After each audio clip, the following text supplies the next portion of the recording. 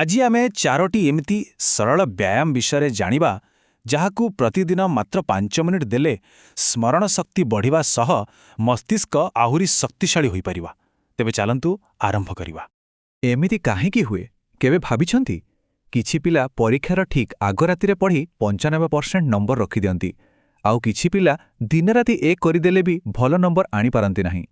ଏହା ପଛର ମୂଳ କାରଣ କେବଳ କଠିନ ପରିଶ୍ରମ ନୁହେଁ, ବରଂ ଏକ ଶକ୍ତ ମେମୋରି ପାୱାର। ତାହେଲେ ଏହି ସ୍ମୃତିଶକ୍ତିର ସମସ୍ୟାକୁ ଦୂର କରାଯିବ କେମିତି? ଏହାର ସମାଧାନ ବହୁତ ସରଳ। ଆଜି ଆମେ 3ଟି ସହଜ ବ୍ୟାୟାମ ଆଉ ତା ସହିତ ଗୋଟିଏ ବହୁତ ଶକ୍ତିଶାଳୀ ବୋନସ୍ ଅଭ୍ୟାସ ବିଷୟରେ ଜାଣିବା। ଆଜିର ଆଲୋଚନାରେ ଆମେ ପ୍ରଥମେ ଛାତ୍ରମାନଙ୍କର ମେମୋରି ସମସ୍ୟାକୁ ବୁଝିବା, ତାପରେ ଗୋଟିଏ ପରେ ଗୋଟିଏ କରି ଏହି 3ଟି ବ୍ୟାୟାମ ଦେଖିବା, ଆଉ ଶେଷରେ ସବୁଠୁ ଗୁରୁତ୍ୱପୂର୍ଣ୍ଣ ଅଭ୍ୟାସ ବିଷୟରେ କଥା ହେବା। ତେବେ ଚାଲନ୍ତୁ ପ୍ରଥମ ଭାଗ ଆରମ୍ଭ କରିବା ଆଉ ସେହି ମୂଳ ସମସ୍ୟା ବିଷୟରେ ଟିକେ ଗଭୀର ଭାବେ ବୁଝିବା, ଯାହା ଅନେକ ଛାତ୍ରଛାତ୍ରୀ ସାମ୍ନା କରନ୍ତି। ମାନେ ଏତେ ପରିଶ୍ରମ ପରେ ବି ଫଳ କାହିଁକି ମିଳେନି? ଏହି ସ୍ଲାଇଡ୍କୁ ଦେଖିଲେ କଥାଟା ପୁରା ପାଣି ଭଳି ସଫା ହୋଇଯିବ। 2 ଜଣ ଛାତ୍ରଙ୍କ ଭିତରେ ଫରକ କେଉଁଠି? ସେମାନଙ୍କର ମେମୋରି ପାୱାରରେ। ଜଣକର ସ୍ମୃତିଶକ୍ତି ଶକ୍ତ, ସେଥିପାଇଁ ସେ କମ୍ ସମୟରେ ଅଧିକ ମନେ ରଖିପାରୁଛି, ଆଉ ଅନ୍ୟ ଜଣେ ସଂଘର୍ଷ କରୁଛି। ଏବେ ଆସନ୍ତୁ ଆମର ପ୍ରଥମ ବ୍ୟାୟାମକୁ ଯିବା। ଏଇଟା ବହୁତ ମଜାଦାର। ଏହାର କାମ ହେଲା ଆମ ମନ ଆଉ ମସ୍ତିଷ୍କ ଭିତରେ ଏକ ଭଲ ସମ୍ପର୍କ ତିଆରି କରିବା। ବେଳେବେଳେ ଆମେ କିଛି କରିବାକୁ ଚାହୁଁ, କିନ୍ତୁ ଆମ ବ୍ରେନ୍ ଆମ କଥା ଶୁଣେନି। ଏହି ବ୍ୟାୟାମ ସେହି ସମନ୍ୱୟ ଆଣିବାରେ ସାହାଯ୍ୟ କରିବ। ଠିକ୍ ଅଛି, ଏବେ ସ୍କ୍ରିନ୍କୁ ଦେଖନ୍ତୁ। ଏଠି କିଛି ଶବ୍ଦ ଲେଖା ହୋଇଛି, କିନ୍ତୁ ଗୋଟେ ଟ୍ୱିଷ୍ଟ ଅଛି। ପ୍ରତ୍ୟେକ ଶବ୍ଦର ରଙ୍ଗ ତା ନାଁଠାରୁ ପୁରା ଅଲଗା। ଏଠୁ ହିଁ ଖେଳ ଆରମ୍ଭ। ନିୟମଟା ବହୁତ ସରଳ। ଯେଉଁ ଶବ୍ଦ ଲେଖା ହୋଇଛି ସେଟାକୁ ପଢ଼ିବାର ନାହିଁ, ବରଂ ଶବ୍ଦଟି କେଉଁ ରଙ୍ଗରେ ଲେଖା ହୋଇଛି ସେଇଟା କହିବାକୁ ହେବ। ଯେମିତିକି ପ୍ରଥମ ଶବ୍ଦ ହଳଦିଆ ଲେଖା ହୋଇଛି, କିନ୍ତୁ ତାର ରଙ୍ଗ ହେଉଛି ନୀଳ, ତେଣୁ ନୀଳ ବୋଲି କହିବାକୁ ପଡ଼ିବ। ଏବେ ନିଜେ ଚେଷ୍ଟା କରିପାରନ୍ତି। ଯଦି ଏହାକୁ କହିବା ବେଳେ ଟିକେ ଅଟକି ଯାଉଛନ୍ତି କିମ୍ବା ଭୁଲ ହେଉଛି, ତାହେଲେ ବିଲକୁଲ ଚିନ୍ତା କରନ୍ତୁ ନାହିଁ। ଏହାର ଅର୍ଥ ହେଲା ଆପଣଙ୍କ ମସ୍ତିଷ୍କକୁ ଏହିଭଳି ଟ୍ରେନିଂର ବହୁତ ଦରକାର ଅଛି। ଆଉ ଜାଣିଛନ୍ତି, କୁହାଯାଏ ମାତ୍ର 3 ଦିନ ଏହି ଅଭ୍ୟାସ କଲେ ଆଇକ୍ୟୁ ଲେଭେଲ୍ ମଧ୍ୟ ବଢ଼ିପାରେ। ଏବେ ଆସନ୍ତୁ ଆମର ଦ୍ୱିତୀୟ ବ୍ୟାୟାମ ବିଷୟରେ କଥା ହେବା। ଏଇଟା ଆମ ହାତ ଆଉ ମସ୍ତିଷ୍କ ଭିତରେ ଥିବା ସମ୍ପର୍କକୁ ନେଇ। ଶୁଣିବାକୁ ଟିକେ ଅଜବ ଲାଗିପାରେ, କିନ୍ତୁ ଏହା ପଛରେ ବିଜ୍ଞାନ ରହିଛି। ଦେଖନ୍ତୁ, ଏହା ପଛର କାରଣ ହେଉଛି ଆମ ଆଙ୍ଗୁଠିର ଅଗ୍ରଭାଗ। ସେଠାରେ ହଜାର ହଜାର ସମ୍ବେଦନଶୀଳ ସ୍ନାୟୁ ଥାଏ, ଯାହା ସିଧା ଆମ ମସ୍ତିଷ୍କକୁ ସିଗ୍ନାଲ ପଠାଏ। ଏହି ସିଗ୍ନାଲଗୁଡ଼ିକ ଆମ ମସ୍ତିଷ୍କକୁ ସବୁବେଳେ ସକ୍ରିୟ ଏବଂ ସଜାଗ ରଖେ। ଆଉ ଏହାକୁ କରିବା ତ ବହୁତ ହିଁ ସହଜ। ଯେକୌଣସି ଜାଗାରେ, ଯେମିତିକି ବସ୍ରେ ଗଲାବେଳେ ହେଉ କି କ୍ଲାସ୍ରେ ବସିଥିବା ବେଳେ, ନିଜର ପ୍ରତ୍ୟେକ ଆଙ୍ଗୁଠିର ଅଗକୁ ଧୀରେ ଧୀରେ ଚିପିପାରିବେ, କିମ୍ବା ଆରାମରେ ବସି 2 ହାତର ଆଙ୍ଗୁଠି ଅଗକୁ ପରସ୍ପର ସହ ଯୋଡ଼ି ରଖିପାରିବେ। ଆଉ ଜାଣିଛନ୍ତି, ସବୁଠୁ ଆଶ୍ଚର୍ଯ୍ୟ କଥା କ'ଣ? ବହୁତ ବଡ଼ ବଡ଼ ସଫଳ ଲୋକ, ଯେମିତିକି ଇଲନ୍ ମସ୍କ କିମ୍ବା ମାର୍କ ଜୁକରବର୍ଗ, ଯେତେବେଳେ କୌଣସି ଇଣ୍ଟରଭ୍ୟୁରେ ବସନ୍ତି, ସେମାନେ ପ୍ରାୟତଃ ଏହିଭଳି ମୁଦ୍ରାରେ ହାତ ରଖିଥାନ୍ତି।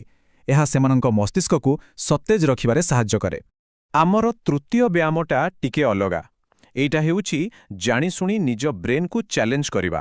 କେମିତି? ନିଜର ଦୈନନ୍ଦିନ ଅଭ୍ୟାସକୁ ଭାଙ୍ଗିକି। ଯେତେବେଳେ ଆମେ ସବୁଦିନ ଗୋଟିଏ କାମ କରୁ, ଆମ ବ୍ରେନ୍ ଅଳସୁଆ ହୋଇଯାଏ, ତେଣୁ ତାକୁ ଟିକେ ଚ୍ୟାଲେଞ୍ଜ ଦେବା ଦରକାର। ଉଦାହରଣଟା ଦେଖନ୍ତୁ, ବହୁତ ସହଜ। ଯଦି କେହି ସାଧାରଣତଃ ଡାହାଣ ହାତରେ ସବୁ କାମ କରନ୍ତି, ତେବେ କେବେ କେବେ ବାମ ହାତରେ ବ୍ରଶ କରିବାକୁ ବା ପାଣି ବୋତଲ ଉଠାଇବାକୁ ଚେଷ୍ଟା କରନ୍ତୁ। ଏହି ଛୋଟ ପରିବର୍ତ୍ତନ ମସ୍ତିଷ୍କକୁ ସିଗ୍ନାଲ ଦିଏ ଯେ କିଛି ନୂଆ ହେଉଛି, ଆଉ ସେତେବେଳେ ନୂଆ ନୂଆ ନ୍ୟୁରନ୍ କନେକ୍ସନ୍ ତିଆରି ହୁଏ। ଏଇଟା ହିଁ ମେମୋରି ପାଇଁ ଏକ ମଜବୁତ ନେଟୱାର୍କ ତିଆରି କରେ। ହଉ, ଏବେ ଗୋଟେ ମଜାଦାର ଚ୍ୟାଲେଞ୍ଜ। କିଛି ସମୟ ପାଇଁ ଏହି ଆଲୋଚନାକୁ ଅଟକାଇ ଆଖି ବନ୍ଦ କରି ନିଜ ଫୋନ୍ରେ ନିଜ ନାଁ ଟାଇପ୍ କରିବାକୁ ଚେଷ୍ଟା କରିପାରିବେ କି?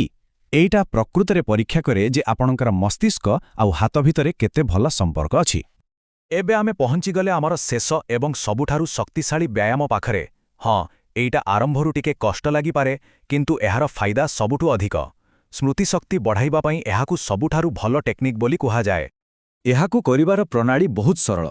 ପ୍ରତିଦିନ ରାତିରେ ଶୋଇବାକୁ ଯିବା ଠିକ୍ ଆଗରୁ ଆଖି ବନ୍ଦ କରି ଦିନସାରା ସବୁ ଘଟଣାକୁ ଗୋଟିଏ ପରେ ଗୋଟିଏ କରି ମନେ ପକାନ୍ତୁ।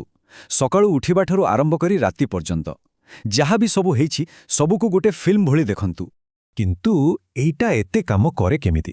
ଦେଖନ୍ତୁ, ଯେତେବେଳେ ଆମେ ଦିନସାରାର କଥାକୁ କ୍ରମ ଅନୁସାରେ ମନେ ପକାଉ, ଆମ ମସ୍ତିଷ୍କ ତାର ମେମୋରି ବ୍ୟାଙ୍କରେ ସେହି ତଥ୍ୟକୁ ଖୋଜିବାକୁ ବାଧ୍ୟ ହୁଏ।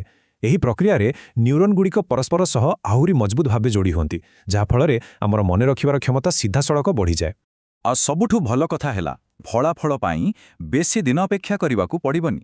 ମାତ୍ର 7 ଦିନ, କେବଳ 7 ଦିନ ନିୟମିତ ଏହି ଅଭ୍ୟାସ କଲେ ନିଜ ସ୍ମୃତି ଶକ୍ତିରେ ଏକ ବଡ଼ ପରିବର୍ତ୍ତନ ଅନୁଭବ କରିହେବ।